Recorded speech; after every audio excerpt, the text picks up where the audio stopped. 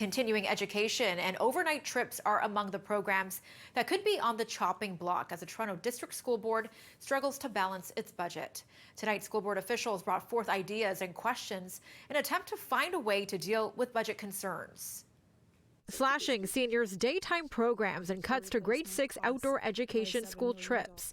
There are just some of the items being considered as the board grapples with a structural deficit that could be as high as $34 million. TDSB Chair Rachel Chernis-Lynn says much of the costs are for things the board is forced to fund and has no control over. Things like statutory benefits such as CPP and EI, where there have been increases where we should receive transfer payments and we don't. The board has said the number could be lowered to $21 million if it receives permission from the Ministry of Education to use almost $16 million of proceeds generated by the sales of surplus property.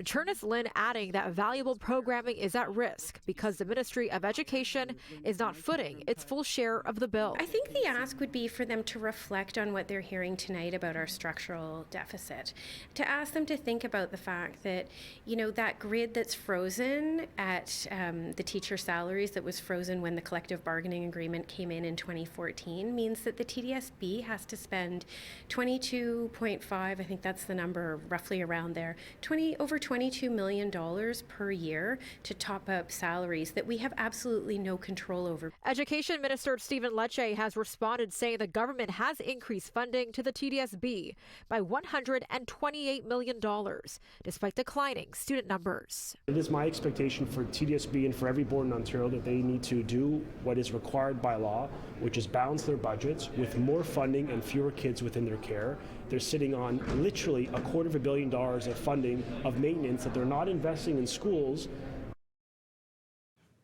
Now, the public will have a chance to have their say on any proposed cuts on March 26th before the final operating budget discussion scheduled on April 2nd.